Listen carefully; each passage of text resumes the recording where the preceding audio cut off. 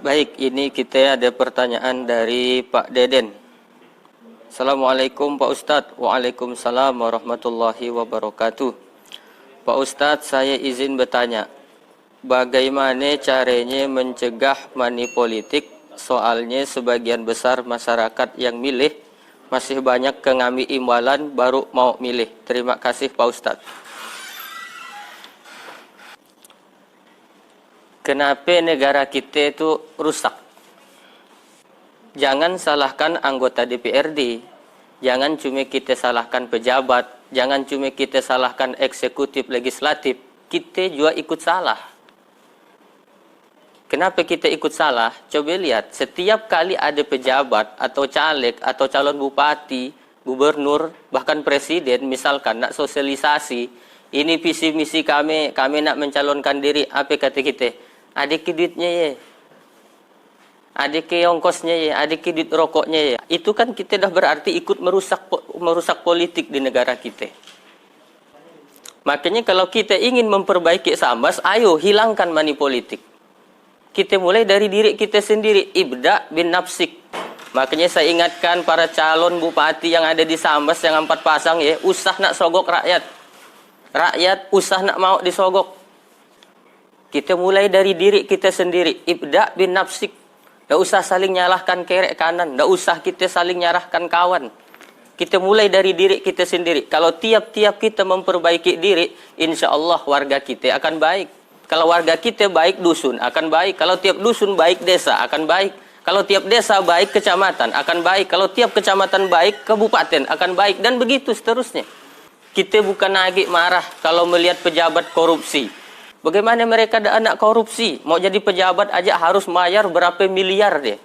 Harus beli partai berapa miliar dia. Misalkan aja lah. Kita baru mau milih kalau diberi jilbab. Jilbab itu misalkan paling murah walaupun disik sebenarnya. Jilbab sige ya 10.000. Kali 100.000 suare. 10.000 kali 100.000 itu sama dengan 1 miliar. Baru nak jilbab tolen. Belum lagi poli, belum lagi net, belum lagi nanti gandang dan sebagainya. Makin tidak usah heran kalau mereka nanti naik jadi pejabat. Yang pertama dilakukannya apa? Tahun pertama dia akan mikir gimana cara supaya balik modal. Tahun kedua dia akan mainkan proyek. Tahun ketiga bagaimana dia akan cari untung. Tahun keempat dia dah mikir lagi bagaimana untuk 2 periode ke depan. Akhirnya tidak usah heran dia jadi tidak ambisen apa janji politiknya karena kita sendiri yang jadi penghalangnya. Maka kalau Sambas nak maju, hilangkan money politik. Bapak ibu jangan mau disogok, dibayar 300.000 baru mau milih. Bapak ibu masuk neraka. Kata Nabi, ar-rasi wal murtasi finnar. Orang yang nyogok dan orang yang kena sogok, dua-duanya di neraka. Maka saya ingatkan, pada hari Rabu nanti, tanggal 9 Desember tahun 2020, ayo sama-sama kita perbaiki Sambas kita. Dengan cara apa? Usah nak mau disogok. Usah nak mau nerima suap. Baru mau nak milih. Pilih aja calon bupati yang mana yang bapak ibu yakini. Si A baik, si B baik. Yang gitu baik, yang gitu baik, yang gitu baik. Yang gitu pun baik. Semuanya baik, silakan pilih. Tapi ingat, siapapun yang bapak ibu coblos nanti, demi Allah, semuanya akan dimintakan pertanggungjawaban di hadapan Allah Subhanahu wa Ta'ala. Kenapa kau pilih dia? Al-Quran surah Al-A'raf ayat 36.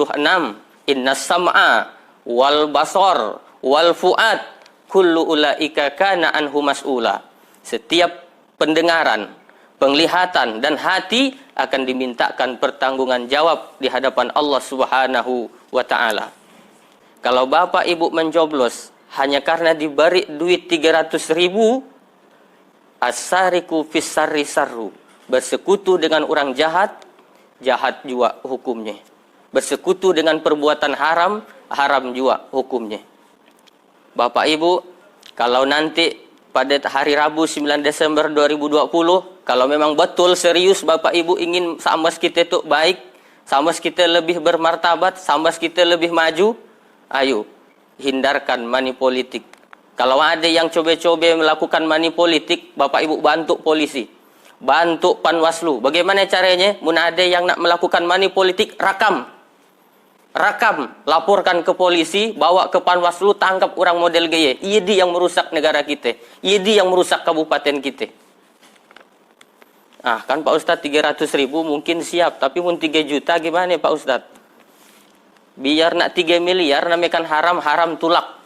Kata Nabi, kalau kau meninggalkan sesuatu yang dilarang oleh Allah, pasti Allah akan menggantinya dengan yang lebih baik. Negara kita tuh udah 75 tahun merdeka, kita masih gitu-gitu aja. Kenapa? Ya kita ikut merusaknya.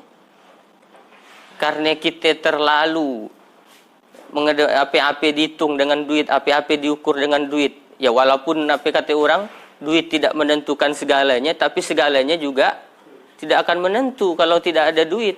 Mungkin ada juga betulnya, tapi kalau suara kita udah bisa dibeli, maka saya pernah katakan jangan harap kita punya pemimpin yang baik kalau suara kita udah bisa dibeli. Oleh karena itu, kalau sambas kita nak baik, kalau sambas kita nak maju, lebih bermartabat, yang beradab, berakhlakul karimah, hindarkan money politik.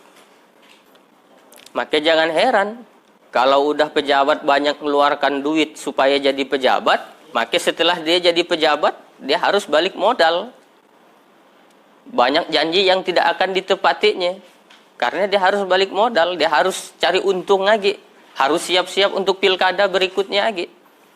Hal kadah Pak Ustadz, dia nak napati janjinya kedaan ke yang penting kan kami dapat duit. Betul, yang kita dapat duit, tapi duitnya duit haram.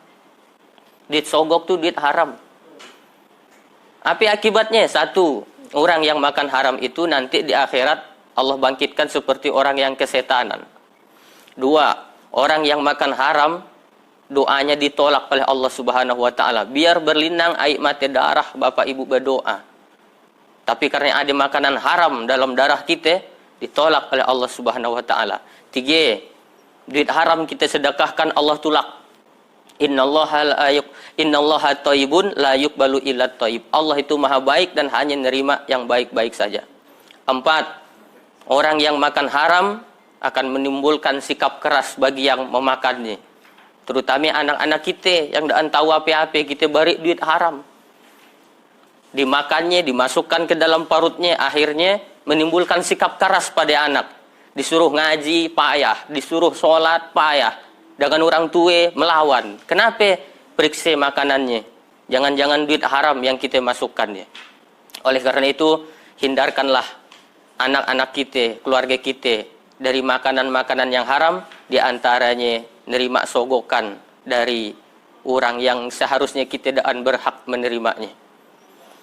Nah, tapi kami itu sudah terlanjur Pak Ustadz suah makan duit dari caleg, dari calon bupati yang dolo, misalkan. Bagaimana itu kami Pak Ustadz? Ya bertobatlah. Allah ampuni ketobat kami. Oh Allah maha pengampun. Innallaha yaghfiru dzunuba jami'a. Sesungguhnya Allah itu mengampuni semuanya dosa. Ya bertobat kepada Allah. Bagaimana cara tobatnya? Cara tobatnya mandi tobat. Setelah itu sholat sunat tobat 2 rakaat. Lalu duit itu dikembalikan. Berapa yang pernah kita terima dulu dari caleg atau cabub, itu dikembalikan.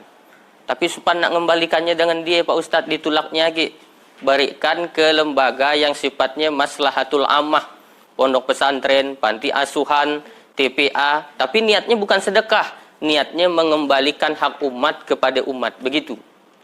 Kemudian setelah itu wa'at bi'is-sayyi'atal hasanata tamhuha. Berbuat baiklah, tutupi perbuatan buruk dengan perbuatan baik, niscaya perbuatan baik itu akan menghapus keburukan yang pernah kita lakukan di masa lalu. Jadi sekali lagi saya ulangi bahwa kalau ingin sambas kita baik, maka perbaikilah sambas kita ini dengan memulai dari diri kita sendiri. Rumusnya 3M. M pertama mulai dari diri sendiri, M yang kedua mulai dari hal yang kecil, M yang ketiga mulai saat ini. Gunakan hak pilih saudara nanti pada hari Rabu 9 Desember 2020. Kita sukseskan pilkada, pemilihan kepala daerah, bupati, dan wakil bupati Kabupaten Sambas ini. Jangan golput, karena golput bukan solusi golput bukan pilihan. Golput tidak akan menyelesaikan masalah. Kita pilih, kalau semuanya baik, pilih yang terbaik menurut kita. Kalau semuanya jahat, pilih yang paling sedikit agak jahatnya. Gitu. Jadi jangan golput. Tapi ingat, apapun pilihan kita, semuanya akan dimintakan pertanggungjawaban di hadapan Allah Subhanahu wa taala. Demikian, mohon maaf kalau ada kata-kata saya yang menyinggung ataupun tidak berkenan di hati Bapak Ibu semuanya. Yang benar datangnya dari Allah, yang salah adalah kehilapan saya sebagai manusia biasa. Wal afu minkum. Wassalamualaikum warahmatullahi wabarakatuh.